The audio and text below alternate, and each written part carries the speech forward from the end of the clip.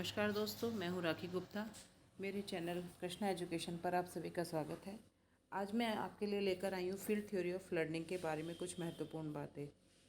एक एक करके हम डिस्कस करते हैं क्योंकि इस थ्योरीज के से अक्सर एग्ज़ाम्स में क्वेश्चंस पूछे जाते हैं। सबसे पहले बात करते हैं कि ये थ्योरी दी किसने थी।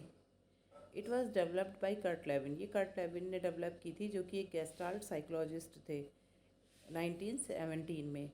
इनका जो पूरी थ्योरी है वो एक बिल्कुल फार्मूले के थ्रू एक्सप्रेस की जा सकती है। B=F×P×E। इसका जो अर्थ है वो क्या है कि behaviour is a function of the person and their psychological environment. किसी भी व्यक्ति का जो व्यवहार होता है वो उसका स्वयं और उसके साइकोलॉजिकल एनवायरनमेंट का फंक्शन होता है। अब देखते हैं कि फील्ड क्या है।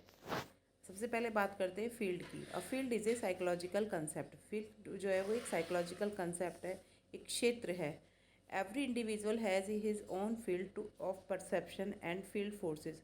हर व्यक्ति का जो है परसेप्शन का अपना एक क्षेत्र होता है और एक फील्ड फोर्सेस होते हैं जिसके आधार पर वह उसका बिहेवियर आता है। Field consist of a person and his psychological environment. Field में जो है उसका एक व्यक्ति होता है और उसके आसपास का साइकोलॉजिकल एनवायरनमेंट, यानी जो उसके माइंड में चल रहा होता है। जो अब बाहर दिख रहा है वो एनवायरनमेंट नहीं, वो जो उसके मस्तिष्क का आसपास का एनवायरनमेंट है। Psychological environment implies the mental world in which a person lives at a defined moment of his life. अपने किसी भी लाइफ के किसी क्षण में व्यक्ति किस प्रकार के मेंटल वर्ल्ड में रहता है वो उसका साइकोलॉजिकल एनवायरनमेंट कहलाता है। अब पहले देखते हैं कि कुछ इसके इम्पॉर्टेंट कंसेप्ट हैं जो कि कर्ट लेविन की फील्ड थ्योरी में यूज़ होते हैं, जिसमें सबसे पहला आता है topology. Topology is a non metrical geometry which includes concept such as inside, outside and boundary. Topology basically जो है मैथमेटिक्स की टर्म से लिया गया है, मैथमेटिक्स के ज्योमेट्री वाले पार्ट से, यानी किसी चीज़ को दर्शाने के लिए जो फिगर का इस्तेमाल किया जाता है एक तरीके के उससे रिलेटेड है। दूसरा आता है लाइफ स्पेस। लाइफ स्पेस क्या है? Life space is a psychological representation of individuals environment. एक व्यक्ति के आसपास का जो साइकोलॉजिकल एनवायरनमेंट है उसका जो रिप्रेजेंटेशन है वो लाइफ स्पेस है। Vector. Vector in the field of psychology. Psychology के फील्ड में, वैसे तो वेक्टर जो है साइंस की टर्म है, लेकिन साइकोलॉजी के फील्ड में जो वेक्टर है इसका मतलब होता है ऐसा फोर्स जो व्यक्ति को उसके साइकोलॉजिकल मूवमेंट के में आगे या फिर पीछे की तरफ, यानी लक्ष्य के नज़दीक या लक्ष्य से दूर ले जाता है। Person in A life space. अब लाइफ स्पेस जो है उसके अंदर पर्सन क्या कहाँ है, क्या कहाँ एग्जिस्ट करता है। The person is often represented as a point moving about in his life. Person को एक पॉइंट से डिनोट किया गया है लाइफ स्पेस में, जो जिसके आसपास उसका साइकोलॉजिकल एनवायरनमेंट होता है। साइकोलॉजिकली ये person is composed of two component. Psychologically दो कंपोनेंट से बना होता है एक पर्सन। पहला आता है मोटर परसेप्चुअल स्टेटम और दूसरा आता है इनर पर्सनल स्टेटम। ये पहला एबिलिटीज से रिलेटेड है और दूसरा उसकी नीड से रिलेटेड है। नेक्स्ट आता है वैलेंस। वैलेंसेज आर द अट्रैक्टिंग और रिपेलिंग पावर ऑफ रीजन। उस क्षेत्र में कौन कौन से ऐसे वैलेंसेज हैं जो किसी कार्य को करने के लिए अट्रैक्टिव हैं या रिपेल, यानी उसे करने की तरफ अग्रसर करते हैं या फिर रिपेल करते हैं, दूर ले जाते हैं।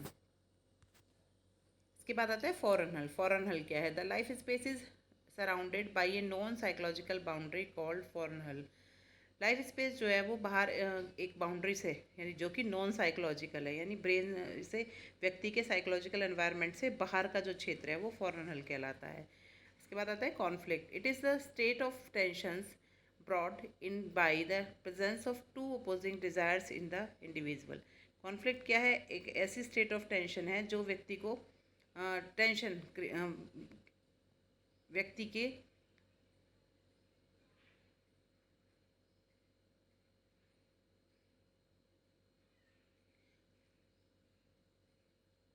Conflict is the state of tensions brought in by the presence of two opposing desires in an individual। यानी जब व्यक्ति के अंदर कोई दो ऐसी डिज़ायर्स जिसमें से उसे चूज़ करना मुश्किल हो जाता है, अपोज यानी एक दूसरे के विपरीत डिज़ायर्स आती हैं या जागृत होती हैं उसके माइंड में, तो उस स्थिति को जो है कॉन्फ्लिक्ट कहा जाता है, जब वह डिसाइड ना कर पाए कि मैं ये चूज़ करूँ या ये चूज़ करूँ। इसके बाद आता है barriers. A barrier is a psychological obstruction.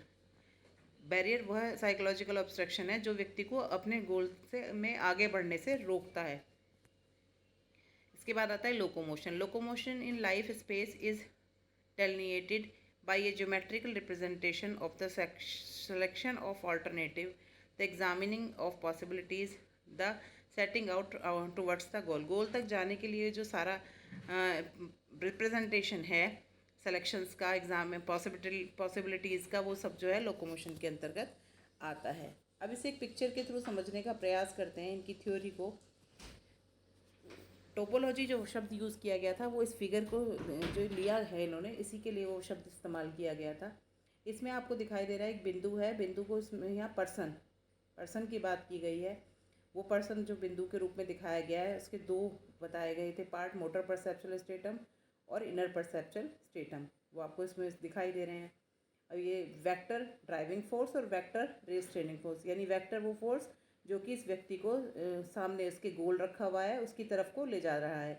कुछ फोर्सेस ऐसे हैं जो इसको उस गोल से दूर ले जाते हैं, यानी जो बैरियर्स बीच में आ जाते हैं। इसके अलावा इसका साइकोलॉजिकल एनवायरनमेंट इसमें दर्शाया गया है, और इसके बाद साइकोलॉजिकल एनवायरनमेंट के बाद जो बाउंड्री है वो लाइफ स्पेस की दिखाई गई है, और बाउंड्री के बाहर का हिस्सा फॉरेन हल है। यानी जो अभी हमने टर्म्स पढ़ी उन सबको इस तरीके से दर्शाया गया है।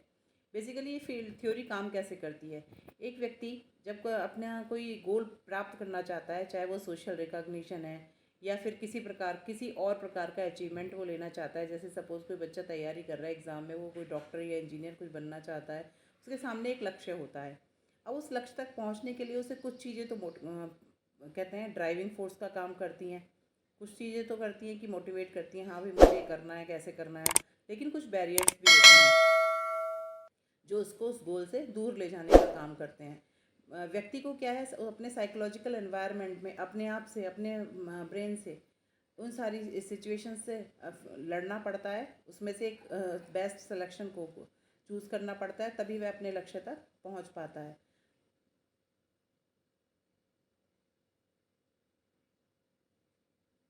इसका एक एग्जांपल हम इस तरीके से ले सकते हैं कि एक व्यक्ति सोशल रिकॉग्निशन चाहता है, लेकिन जो समाज में उसके घर परिवार के लोग हैं, जब वो कुछ नया करने का प्रयास करता है, वही लोग कहते हैं कि तू ये नहीं कर सकता, तेरे बस की बात नहीं है, तो वो बैरियर की तरीके से उसको रोकते रहते हैं करने के लिए। तो एक फोर्स तो यह है कि उसके कुछ फ्रेंड्स हैं, साथी हैं कि नहीं तुम ये बहुत अच्छा कर सकते हो, वो उसको अग्रसर कर रहे हैं उसके गोल को प्राप्त करने का। लेकिन अपने घर परिवार के लोग हैं, आस पड़ोस के नेबरहुड के लोग हैं, वो लोग कह रहे हैं नहीं भाई तुम्हारे बस की बात नहीं है, तुम्हारे बस का काम नहीं है। इस तरीके से उसको जो है रिस्ट्रेनिंग फोर्स का काम करते हैं। अब बैरियर क्या है, वो यही चीज़ जो है बैरियर का काम करती है, उसे आगे बढ़ने से रोकती है कि मैं ऐसा करूं कि ना करूं। लेकिन व्यक्ति अगर इस सबसे लड़कर, इस कॉन्फ्लिक्ट से बाहर निकलकर लक्ष्य की प्राप्ति तक जाता है तो उसकी लर्निंग हो जाती है कि ऐसी सिचुएशन से वो कैसे बाहर निकल सकता है। इसी के द्वारा क्षेत्रीय सिद्धांत को समझाने का कर्ट लेविन ने प्रयास किया। इस प्रकार से व्यक्ति पर्टिकुलर सिचुएशन में किस प्रकार का व्यवहार उसको करना है, कॉन्फ्लिक्ट की सिचुएशन से किस तरह बाहर निकलना है, ये सब चीज़ें वह सीख जाता है। अब बात करते हैं इसके एजुकेशन इम्प्लीकेशन की। The teacher should present the whole problem and evoke the cognition and emotional readiness in the learners for optimum learning.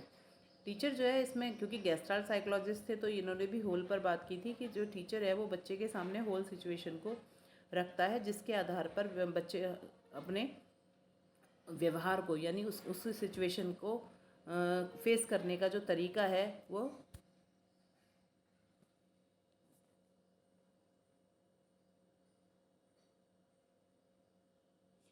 अध्यापक जो है बच्चे के सामने समस्या का पूर्ण रूप रखता है, जिससे बच्चा जो है सारे पहलुओं पर विचार करके तैयार हो जाता है कि उसका जो मैक्सिमम लर्निंग हो सके कि किस इस सिचुएशन में को किस प्रकार से हैंडल करना है। In order to achieve optimum communication and meaningful give and take, a teacher should try to work out the life space of each student in the class. Maximum learning के लिए ज़रूरी है कि टीचर जो है बच्चे के लाइफ स्पेस की तरफ ध्यान दे, हर स्टूडेंट के लाइफ स्पेस में क्या चल रहा है, किस प्रकार से वह उसकी लर्निंग हो रही है, उस सारे आसपास के क्षेत्र को वो समझने का प्रयास करे, उसी के अकॉर्डिंग उसको जो है लर्निंग कराए। Motivation is an important factor in bringing changes in the cognitive structure of the student in order to motivate the students. Motivation एक बहुत इंपॉर्टेंट फैक्टर है जो कि लर्निंग में काम करता है। यदि बच्चे के जो कॉग्निटिव स्ट्रक्चर को डेवलप करना है और उसका जो प्रोसेस चल रहा है उसमें उसे समय समय पर मोटिवेशन मिलता रहे, तो बच्चे को की लर्निंग जो है और ज़्यादा अच्छी हो जाती है।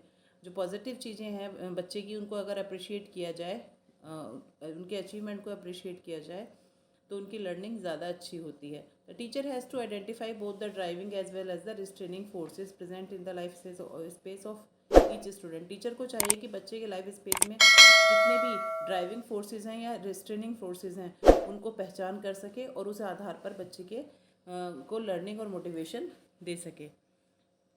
This is all about Kurt Lewin's field theory. यदि आपको मेरा वीडियो पसंद आया हो तो मेरे चैनल को लाइक करें, सब्सक्राइब करें। यदि आपको मेरा वीडियो पसंद आया हो तो मेरे चैनल को सब्सक्राइब करें, वीडियो को लाइक करें और बेल आइकन पर क्लिक करें, जिससे आने वाली वीडियो की नोटिफिकेशन आपको मिलते रहें। साथ ही अगर आप चाहते हैं कि किसी विशेष टॉपिक पर जो कि CDP से रिलेटेड है मैं कोई आपके लिए वीडियो बनाऊं, तो आप कृपया मुझे कमेंट बॉक्स में ज़रूर बताएं। आने वाली वीडियो में मैं उन टॉपिक्स को इंक्लूड करने का प्रयास करूंगी।